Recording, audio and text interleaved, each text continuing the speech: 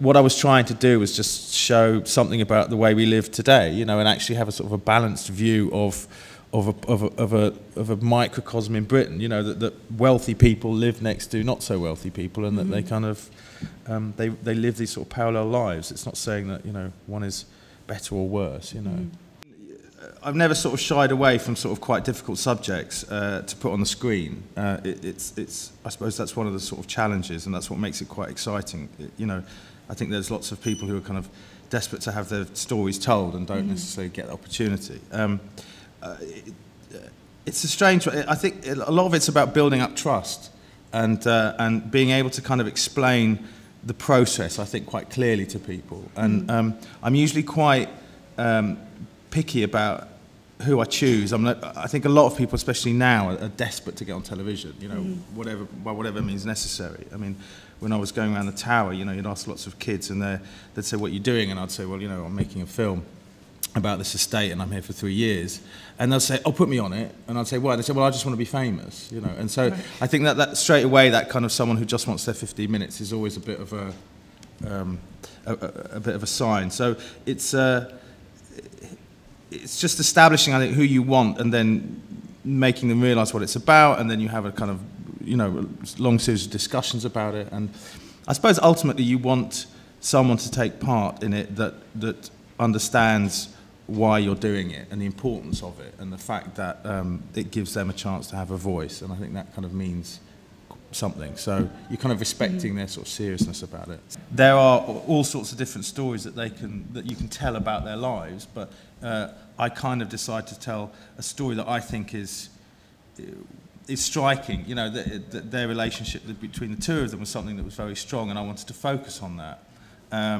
You know, I could have done a story about Lol's everyday involvement, going to pick up his scrap and taking it in. You know, that's just a facet of his life. But I just didn't choose to concentrate on that. So you in that sense, you have to make the editorial decisions beforehand, thinking where you're going to go, and you have to plan, because things are completely unexpected sometimes. You don't know. I mean, I never manipulate at source. I never get them to do things they never usually do, and I think, you know, it's a good thing about documentary. You know, you get your facts right, and then you realise that there's actually, it's your interpretation of a story. And it's their story. It's a part of their story, you know. And when you actually look at Lol's sort of the trajectory of his story, there's very different things. You know, it begins with him being sort of dumped by his girlfriend, and then how he falls into Nikki's relationship, and then how he gets really bad with heroin because he's mourning for her and everything. So it takes a kind of I don't know. It's just a long journey, but. There are reasons why you have very good editors, there are reasons why you have very good cameramen and soundmen, is because they are just the best at what they do, you know, and I like to work with the best at what they do. And so, to me, to go in and then start sort of cutting material and fiddling around, it's probably, one, I'm not looking at it freshly, so I couldn't quite see it for exactly what it is, and two, it would waste time, you know, because the editor would just come and say, well, actually, I could have done it much better, you know, and you've ruined it. And the key is that we shoot a lot of it on the tripod, and I think a lot of people don't do that, and it just makes the most amazing difference. You know, you can make a scene where the content is really not that amazingly strong, but because it's still, and that you move around, you cover it, it just becomes engaging. You know, if it's wobbling about, and you just get distracted. You know. And, so do you think it's unethical to pay subjects? I personally do, yeah. I mean, documentaries, well, let's say factual television is moving in different directions now, where I'm surprised to hear of people kind of like behind the scenes that contributors are getting quite hefty amounts, which I think is, it's wrong, you know. Documentaries, it's real, you know. We shot loads of stuff, and then suddenly you come across something and it's absolutely priceless, you know. But it's not priceless at the beginning, you know. You start off filming and it's nothing's really happening. You're thinking, a bit frustrated. Is this going to get better? Then slowly, suddenly, the dialogue turns a corner, and it just goes in a different direction. And you just have to let it play. And that was a stylistic decision that we made, me and the cameraman. And it was a kind of it went slightly against the grain of not wanting to shoot too much. But if you want those things to naturally evolve, you have to wait for them to evolve. A a lot of the people who have been filmed, it's like it's quite a big thing, you know. And also, 3 years, there's a lot of stuff that we've got. It's very intimate.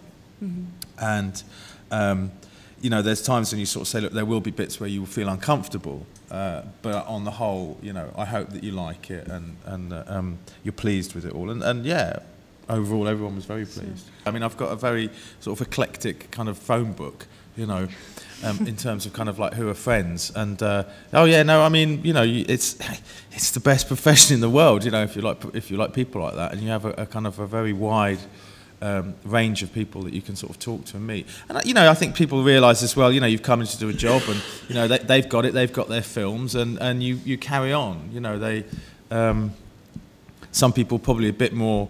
You have to spend a bit more time with, and you know, obviously because you want to be sensitive about it, particularly in terms of kind of films that you've got them to take part in, and you know, you have to have a certain sort of emotional intelligence about that, and I think sort of commitment. And but yeah, I mean, you know, with the great thing about The Towers was I wanted to make a film about people that I liked, you know, because I thought, well, if I liked them, then people would like them. So it's not a chore for me to, you know, be in touch with them. There's one character called Harry, actually, who's an ex-gangster who phones me every Sunday, and so I have to talk with him every Sunday, and he repeats the same jokes all the time, you know, and yeah, bless him.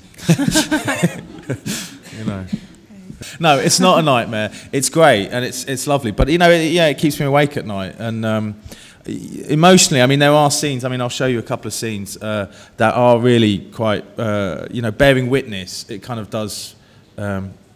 You know, it affects you, but no, I don't think in a bad way. I think it's partly because I've done films from sort of kidnapping in Colombia, you know, to films about gangsters and films about homeless children, and so I'm kind of quite familiar with a quite emotionally intense terrain, and I think that you slowly, you know, you're aware of it, you know, so it doesn't come as a massive surprise. And also, if you're with the people that you're filming with afterwards, you kind of purge, you know.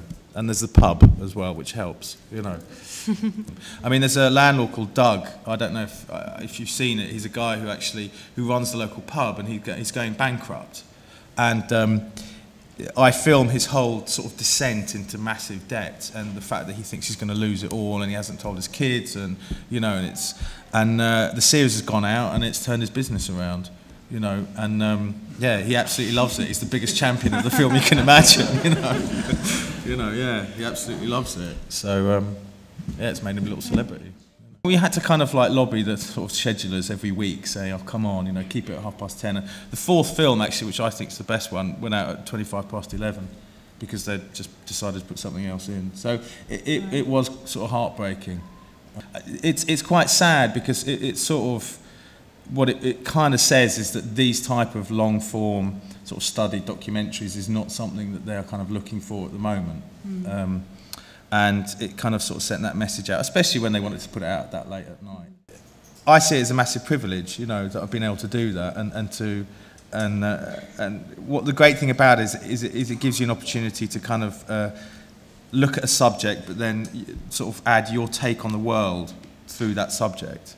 I always think that the most important thing is you've got to surprise people. You know, if it jars someone and makes them rethink something, then that's is really what it's important about. You should really, it's about shining a light on something that maybe people don't know about, or maybe you think they should know about, and actually maybe making them look at it in a different way. I think that's always what's important, you know, to kind of buck the stereotype if you can. Well, thank you very much for coming, and I look forward to seeing your future work. Thank you for having me. Thank you very much.